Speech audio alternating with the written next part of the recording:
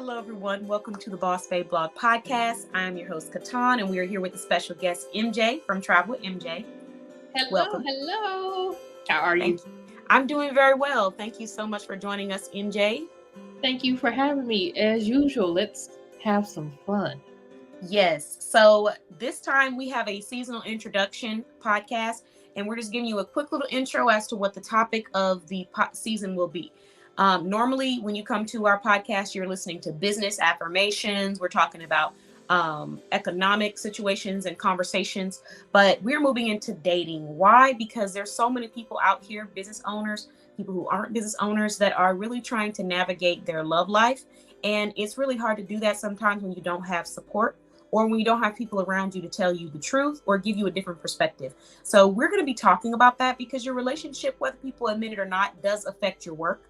And if you are in a place where you are stressed out, you're irritated, you just don't want to deal with anyone, it really does take away from your productivity in business. So we're going to talk about this relationships. We're going to get into it. And I happen to have experience from a lot of different avenues, whereas I have experience being single.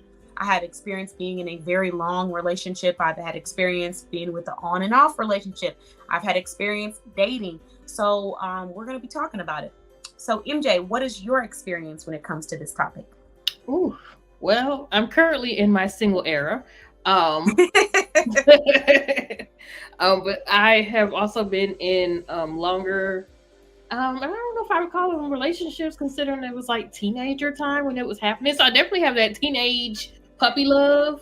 Mm-hmm. And that adult relationship wise stuff as well. But casual dating, I don't have a lot of experience about, but I'm pretty sure once we start talking about why, you'll understand. Yeah, I'm not even going to question you on that, because we've talked about the dating pool and how it's changed. So we share our own little tidbits of experience. Let's get straight into this topic, which is this is what we're kicking off the season with, which is the difference between dating back in the day versus dating now. Ooh. So, I mean, for me personally, I think that it's due to technology. This is part of the cause for why we're where we're at, the biggest difference between dating back in the day versus dating now.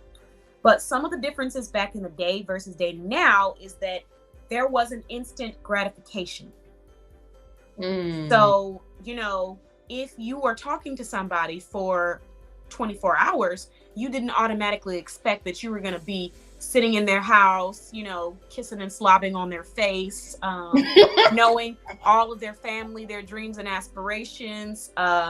What else? Just having all of their information, getting ready to propose. Unless you were in an arranged marriage, which culturally that can be possible depending on where you're coming from. And arranged marriages do happen all around the world. Contrary to popular belief, it's not just outside of the U.S. There are places in the U.S., there are families in the U.S. that have created a system, and they feel like they already know who they want their children to marry. That is still a form of arranged marriage. So it does happen. However, if it's not an arranged marriage, and you're already going into it just expecting that you're going to receive, it's a little crazy.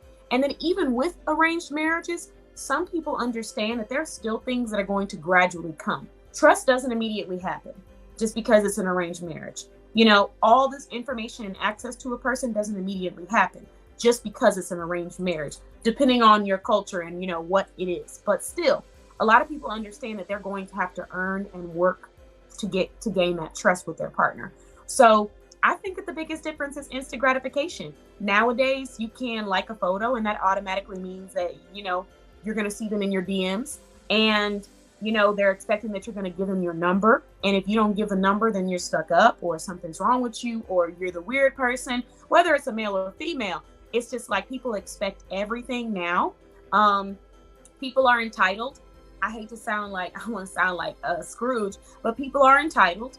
They think that you owe them an explanation for, what you're doing every second of the day. Like you're supposed to write down a timeline from the moment you wake up and brush your teeth to the moment that you decide to go and wipe between your cracks. It doesn't make sense to me, But people expect that. And the crazy part about it is that they nothing. No, because we're going to talk about it. Baby, aired all the dirty laundry. I'm with you. Nothing to earn this level of exclusivity in your life, but they expect all of it. I had someone say something like, oh, it's been such a long time since we've talked. Okay, just say you miss me if you miss me, because I don't have a timeline for when I'm supposed to get back to you and tell you hello. It's just when I'm free, when I'm available, and when I'm thinking of you. That's naturally how it occurs. You want someone to think of you more, you start spending more time with them. That's just, A plus, you know what I'm saying? 1 + 1 = 2. Right. So I do think instant gratification and a large sense of entitlement. Don't get me wrong. There's a difference between confidence and entitlement. Mm-hmm. You should have confidence. You should hype yourself up. You should be your biggest hype, woman or man. And if there's anybody in this world who makes you feel as if you are too much because you're hyping yourself up, that's because they don't feel like they're enough. So I don't want anybody to mix up my words and think that I'm saying that you need to lower your standards or that you should take the bare minimum from anyone. You should hype yourself up. You should know how amazing you are. And the person you're talking to, they should know how amazing you are too, regardless of how often or less often you guys talk. At the end of the day, put some respect on it. But what I am saying is that people don't owe you to have to get up and text you, hey, I'm going to Walmart. I'm going to buy some groceries. Hey, I'm getting some water. I was dehydrated. Hey, we don't need to do all of that. We're not on that level. And you don't need to do it for somebody else. You need to live your life. Technology has people screwed up. That's what it does. MJ, it got them messed up. It do. No lies told. It do.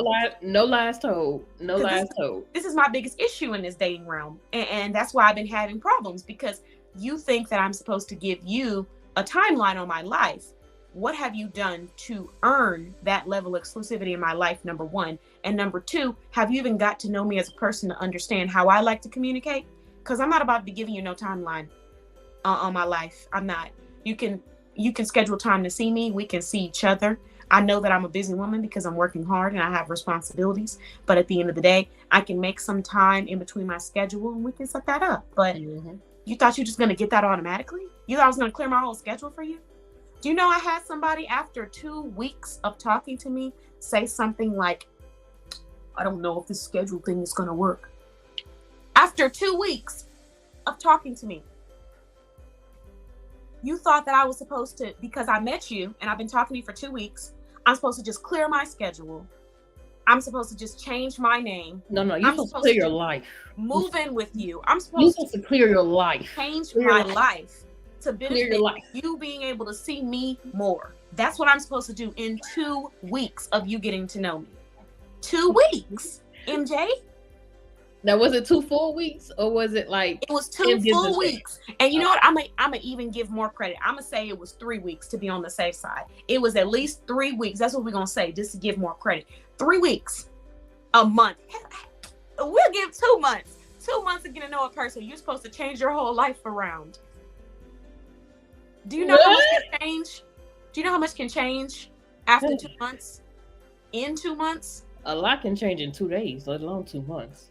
So I'm supposed to base my schedule off of you because I've been talking to you for 2 months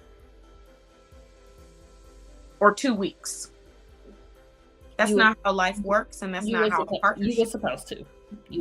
Clearly I was supposed to, and clearly I didn't, because I stand. I think you missed the email. Here I stand. You see no ring on my finger? I think you missed the email.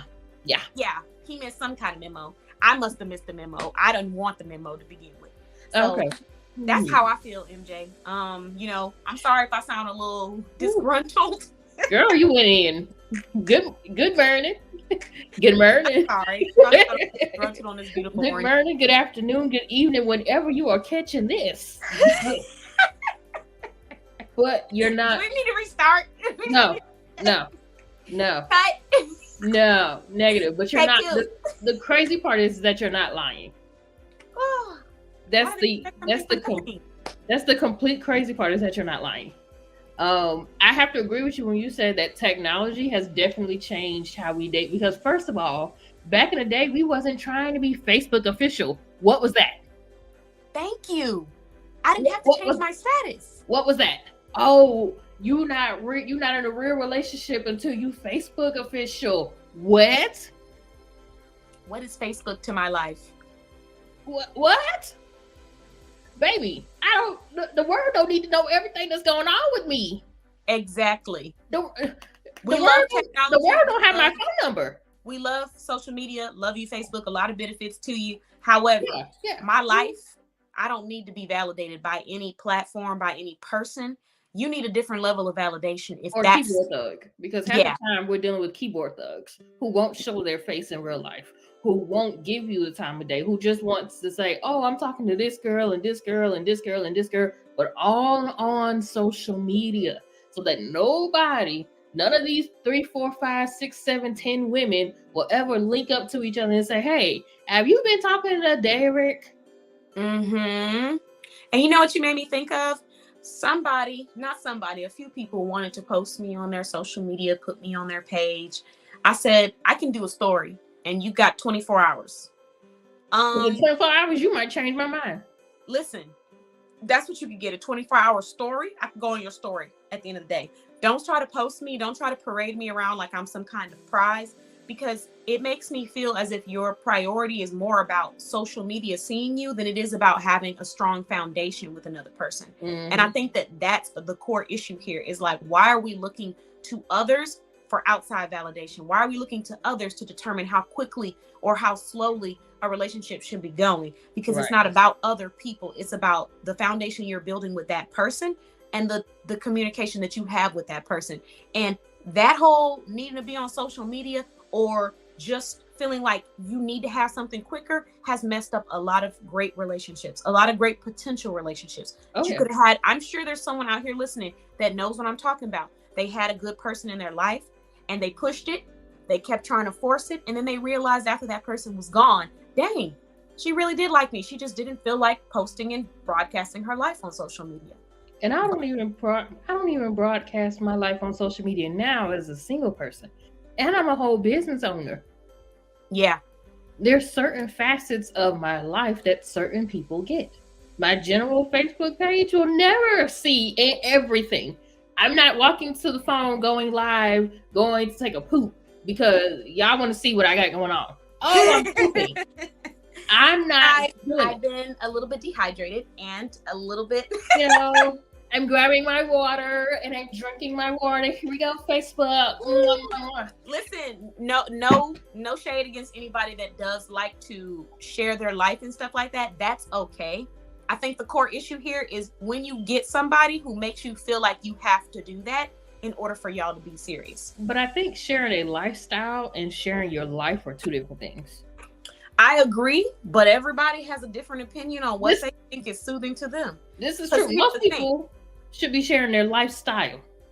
Yes. You want everybody, at least what you want people to see. You want people to see that you're living your best life. You're traveling. You're adventurous. You're doing things that you enjoy. Yeah, but sharing. Oh, I'm taking my shoes off. Oh, I'm taking my socks off. Oh, I just came in from work. Let me take off my shirt. Oh, gosh. And another big thing between the dating now and dating back in the day is we were actually dating back in the day. Okay, thank you. Nowadays, and I hate to be the one to say it, but I'm going to be the one to say it because I really don't care. Most people are not trying to date, trying to get into your bed. They're not even trying to go out on a date. They don't even understand what a date is. They want to know what you bring to the table before you even, they want to know all of that. So they're trying to get into your bed. They're trying to make sure that the parts still work. Yeah. And why are we trying to figure out if the parts still work? If the parts still work. I wanted to go back though. I wanted to touch on something that you said. Because you said something about lifestyle. It is how people like to share their lifestyle. But I will say this. Some people find something out of sharing their personal life on social media. Now, in my personal opinion, I do think oversharing when you are in a vulnerable place is not beneficial to your health. Whether it feels good temporarily, it's an instant feeling. Like you get an instant gratification feeling. People are instantly coming and saying, "What's wrong? What's going on? I love you." You feel good for a second, but then you go back to feeling the way that you were feeling before, which is frustrated, upset, lonely, whatever those emotions were. That's how I feel about it. And I personally feel like you should go to a place where you're able to be vulnerable and where the person that you're talking to is either there to help you get through it, or they understand what you're going through. So therapy, a counselor, a coach, whatever it is. That's my personal opinion on it. Right. But there are some people out here who feel like, I want to say what I want to say, and I'm going to say it when I want to. So they go to social media and they do it. But do I feel like it's a healthy way for you to practice healthy and mature communication? I do not. But I did want to touch on that. Because you made some points. I do think that, me personally, I'm not about to be sharing, hey guys, I'm going to the restroom and this is the color of my stool. Maybe my urine is looking a little dark. I haven't drank my water today. We gotta, I'm not gonna be able to do that. But everybody, not with a straight face. Everybody's on a different level. I think that's why it's important that you find the right match for you, number one. But number two, stop projecting what you think someone should be doing onto them. Because just because you feel like I should be posting every 5 seconds about me and you, and that's the only way that I love you, doesn't mean that that's the only way that I love you or care about you. So if that's a requirement for you in a relationship, you need to make sure that you express that early, so you can not waste your time and not waste the person that you're talking to time as well. Because I can tell you right now, we're not doing that. We're not doing it. Right. But yeah, please proceed. Go ahead. It's just crazy that, and I was just talking to somebody today about the dating pool, and we have both come to the conclusion, and this was a male that I was talking to. So before y'all start getting into y'all feelings, y'all just bitter women because y'all can't find a man. And because Ben found him. Wrong answer. I can walk out the house in sweatpants and still get it. Okay. Period. Right here and all. Pool. Period. The dating pool is trash. That's the general consensus. Men and women. The dating pool is trash. It's not a dating pool. It's a cesspool of diseases. Oh, I said what Lord. I said. It's a cesspool of diseases. It's how many people it's a cesspool of diseases. It's how many people you can get with in a certain amount of time, or the person who was deemed the best. Oh, now you want exclusivity because you deemed them the best, but you've only deemed them the best because you've had them in bed for 30 minutes. 2 days or however. Yeah. See, and you're right though. That's a big thing. People always like to jump to the conclusion of, oh, you're just bitter. Oh, no, that's not the case. Let's make it clear. I love people. I've always been someone who is an outgoing and vibrant person. I love people. I love women. I love men. I love everyone. Okay. So I don't wake up with hate in my heart towards anybody specific. I have a young brother that I am raising. So it's very important that he understands his value as a man, so he can go out there and find him an amazing and worthy woman. I also have friends, great and men. Know how to treat that woman, because it's exactly. One thing. That's a period. That's a must. You got they have and vice versa, because women need to know how to treat men too. This is not going to be right. This is not going to be we're just bashing the men because they don't know what they're doing. Yeah, because some of us women don't have it together either. And if we can be honest with one another and say, hey, I don't have all the answers, but I'm willing to learn. I don't know what you expect from me, but I'm willing to do as much as I can without compromising myself. Then yes, we might be able to do something. But no, everybody's pulling off their pants, hopping in bed. You're ruining a potential relationship by making it a friends with benefits situationship. And why? You know what I'm saying? And at the end of the day, get the hell out of here with this. Oh, Lord. We're gonna have to make this explicit, because make it explicit, please. Get the hell out of here with this friends with benefits quota or whatever the hell y'all want to call that. Stop. Let's just stop now and call it what it is, and that's just casual.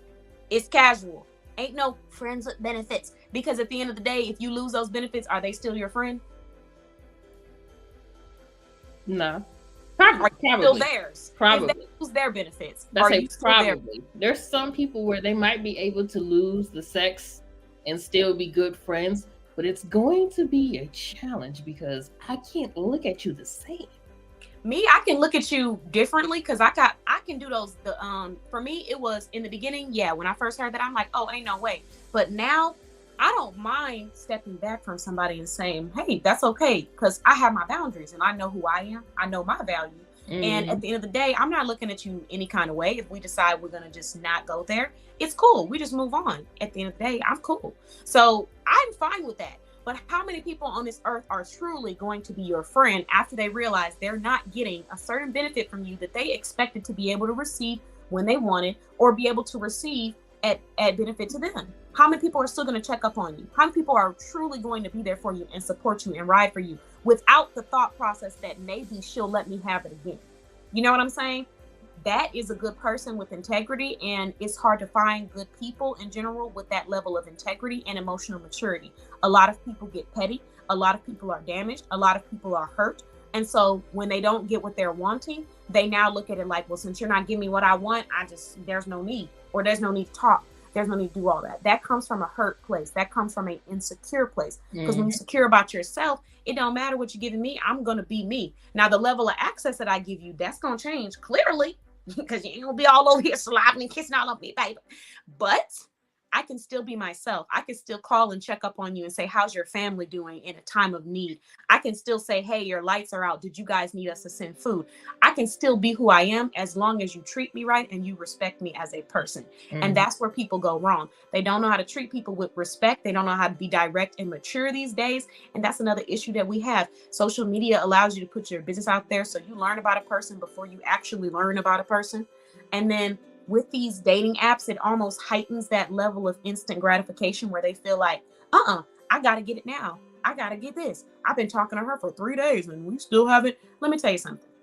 If I've been talking to you for 3 days, I'm letting you know right now off the rip, I'm not coming to your place. So if you aren't planning on setting up an intentional date, I said intentional. I didn't say you couldn't take me here, you couldn't take me there. Intentional date, go ahead and check me out. Because there's also been a conversation of, oh, I can't do this, or I'm not going to do that for a person. I understand nobody wants to be played here, women or men. No one wants to be played. It doesn't feel good, right? So I get that.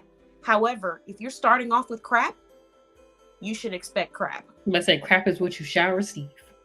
Exactly. So you're either going to get crap or you're going to get left, one of the two. Me, right. I'm not going to give you crap because I'm just too quality. I'm just too good for it. So why would I generate crap? I'm on a different level in my life, in my mind. So I'm just going to leave you. You're just going to get left. That's just it. So, people have to understand that. And I think that's really the big difference between, you made some good points too. Everybody just wants to jump in. I got one more. Oh, go ahead. One more. There were things that were made of value back then than they are now. You actually had to court a woman. You had to take her out. You had to show her, hey, you are worthy of dating. Sex was not a conversation that you was having within the first 72 hours. It was so distasteful to even be talking about something along those lines. Now people are so bold about it that when you are offended, they're shocked. They don't know how to take it. And then you actually had to let me explain something to you, gentlemen. This one is for you right here. When you were taking a woman out, you had to come to the door. There was no text message saying, oh, I'm outside, come on. Man, you had to come to the door to come and get her. And guess what else you had to do? You had to take her back to her front door. And you had to open the door, and you had to make sure she got in her car safe. Open the door. Now, a lot of, and to the men's credit, I'm going to the women at this point. Most women don't know how to accept a compliment or accept a good gesture. Some. Yeah. A man opens the door, the least that you can do is say thank you. Yeah. Thank you. The least that you can do. So I halfway understand why men don't open doors anymore. Some men. There are still some men who are very much a man and still open doors. But baby, let me explain something to you. There was no I'm outside, come out. See? and girl was running out the door. Oh. Baby, if he couldn't come to the door to come and get you, you weren't leaving out that house. Exactly. Because what are we doing here? And then what's crazy too? I was on a date with someone, and this is exactly to this day why I won't consider them as a partner. Because there was a lot of things I was willing to look past during our date, like the fact that they had some social quirks and things, because we all to an extent have something that we need to work on. And I'm not perfect by any means. So I truly do try to focus on looking internally at a person before I say this will or will not work. So I was overlooking a lot of stuff. But baby, just because I won't let you sniff on me and salivate on my ears and chew off my skin cells doesn't mean that you shouldn't make sure that I get into my car safely. This individual started to walk off before he saw that I got in my car and closed my door. And this was his way of saying goodbye, because he was declined because I didn't let him kiss all on me. Okay. Do you think that we were going to still keep talking? Absolutely not. You had to take that girl back to her front door. And some of y'all, let me tell you something. Some of y'all let them get to you. And don't get me wrong, because I had my days. I had my days when I was younger where it's just some things you're not going to do to me. You ain't going to play with me. But listen, with maturity, you understand how being graceful and staying true to yourself really does give you peace at the end of the day, no matter how somebody treated you. It might irritate you, but you realize how solid you are as a person. So you have more and more respect and appreciation for yourself, which means that when people do these things, you say, thank you for showing me who you are. And then you just keep it moving because you ain't got time to deal with them. So with that being said, when this individual did that, you know what I did? No, I didn't take off my shoe and throw it at the back of his head and say, who raised you? No, I didn't wait for him to get in the car and then to those tires. No, you know what I did? I got in my car. I locked my doors. I turned on my car. I drove home. After I made sure that he got out of the parking lot safely. After he got out of the parking lot safely and I drove home, you know what I did? I sent a message and I said, did you make it home safely? He said, yeah, I made it. I just got da-da-da. I said, good. I just wanted to check and make sure you made it safely. You have a great night. And that was the last conversation that I ever had with that person.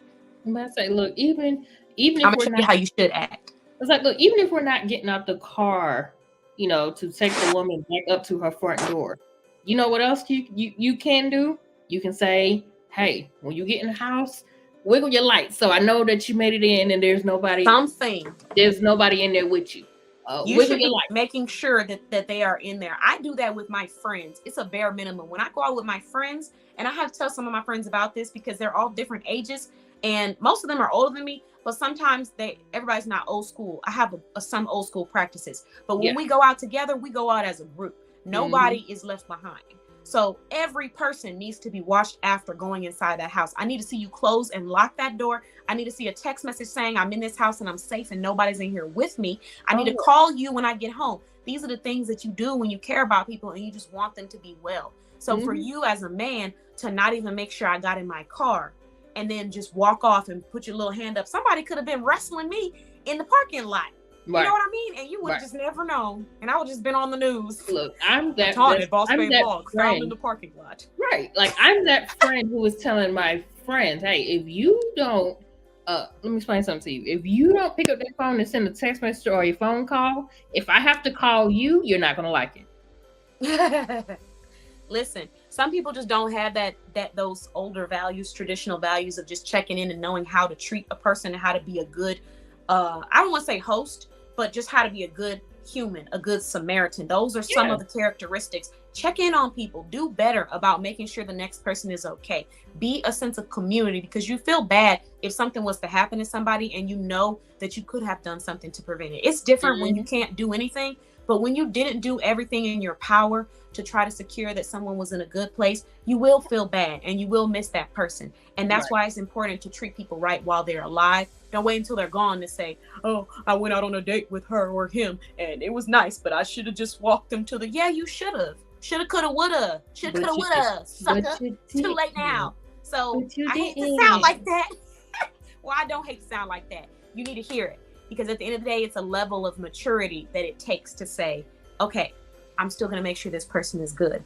We don't have that these days right now. I don't know I do know where we lost it with the parenting.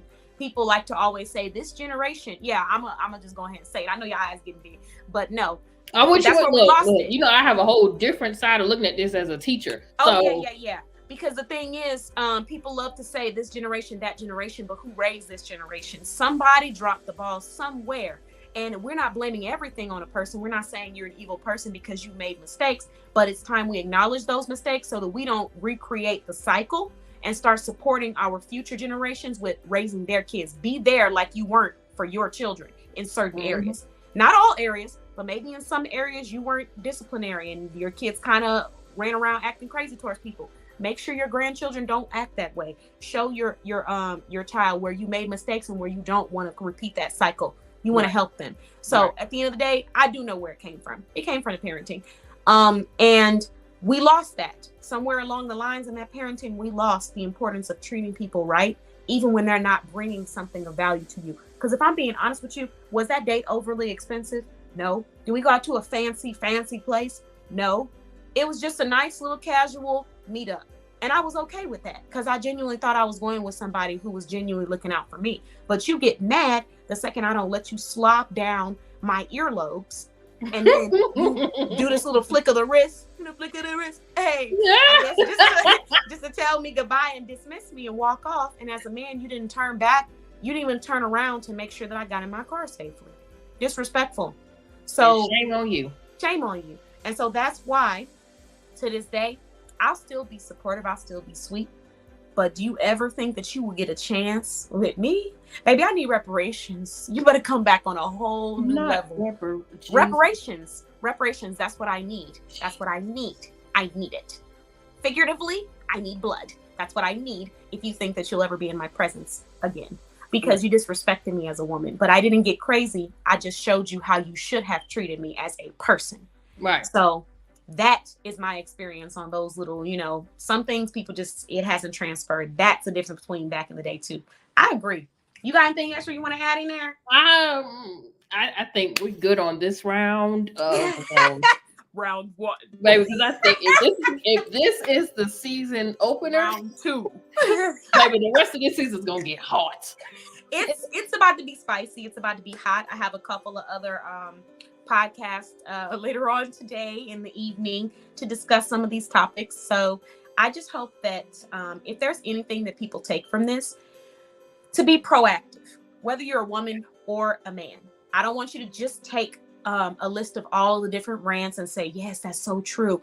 I want you to be the change. I want you to be what makes people think about the way that they're doing things now. So if you know better, do better. Don't compromise your own values and integrity just because you're irritated or you're fed up or because you're tired of the quality that you're seeing. Keep being that high quality person when you go out to meet people. Keep showing them what outstanding looks like. Keep showing them what real love looks like. Because at the end of the day, if they fumble that, that's on them. They don't have nothing to do with you. You just need to keep moving and don't settle for anything. Don't settle. You got to be okay with being by yourself. Because when you're okay with being by yourself, you don't feel desperate. You don't just accept anything just because you want to feel love or support from another person, because it starts here. So I just want people to keep in mind, yes, dating is different nowadays. It really is. But you need to understand who you're dealing with. See if they're traditional or not. Go from there. And if they're not what you're looking for, go ahead and exit. Stop trying to do all that kissing and slobbing and biting on each other's ears and eyes and stuff too early. And you don't even like this person. You got to at least 3 years, and this not the one for you. Why are you wasting time? At least like them. At least like their personality. At least like what they stand for. At least feel good and not sick after talking to them or kissing them or whatever the case may be. Think about those things before you put your lips on people. Unless your dating goals are different. Now, if you're dating to try to find a great relationship, whether that's marriage, whether that's just a great life partner, whether that's just romance, and you want quality, then you need to understand who you're dealing with before you start doing all that stuff. If you are simply just wanting someone as a, sexual partner, you still need to know who you're dealing with. So you shouldn't be doing anything too early, because guess what? You might find out later on that he has 3 different forms of gingivitis and 10 partners. Gingivitis. Gingivitis is minor. We talking about some other stuff. Gingivitis and 10 current partners that, he was not safe with. So with that being said, you don't really want to just be jumping into stuff. The gingivitis is scary too, though. I ain't even gonna lie. Folks really don't floss and brush their teeth. It is scary, but gingivitis is minor compared to something that you can't get rid of. You're right. I'm speaking from a germaphobe place. Let me stop. I'm thinking about the funky breath. But you're so right. It is very true. And I just want people to be safe out there. I want them to still be themselves and don't let a negative experience stop you from being who you are, because you're going to miss out on a great experience with someone who really does care about you. I've had some very amazing and positive experiences through my dating. But it didn't mean that that was the person that I was going to marry, or that was the person that I was going to be in a relationship with. But it was still an amazing experience. I still had a great time going out with people. I still got to know different people, created relationships where I'm still friends with them to this day. So I don't regret being in this dating realm. It's just about knowing what you want and protecting that, and then understanding what the next person wants. When you do that, less people get hurt, because we can be adults, mature, and clear about what we're looking for. Right. So yeah, let's end it on that positive note. On the next episode, we're going to be talking about safe dating. So I look forward to getting back with y'all, but we do have to go ahead and close this one out. So thank you so much, MJ, for joining us. Thank you. This one MJ, was fun. It was juicy. It was fun. I might have went off the hinge a little bit. It's okay. It's okay. It's okay. I have to call MJ after this podcast. It's going to be like, the number that you're trying to reach has been disconnected. No, ma'am. No, ma'am. No, I think it was a really great conversation. It's much needed. And for someone out there, I hope that if you were feeling alone in these thoughts, you understand that there's other people experiencing what you experience. It's not meant to bash anybody. We're not bashing women. We're not bashing men. We're simply stating that, you know, when you go through these things, go ahead and reassess and just move on to the next. That's what you need to do. But we're going to talk about how to date safely in our next podcast. So thank you, everyone, for listening. Have an amazing rest of your day, and we'll see you again at the Boss Babe Blog Podcast. Bye-bye.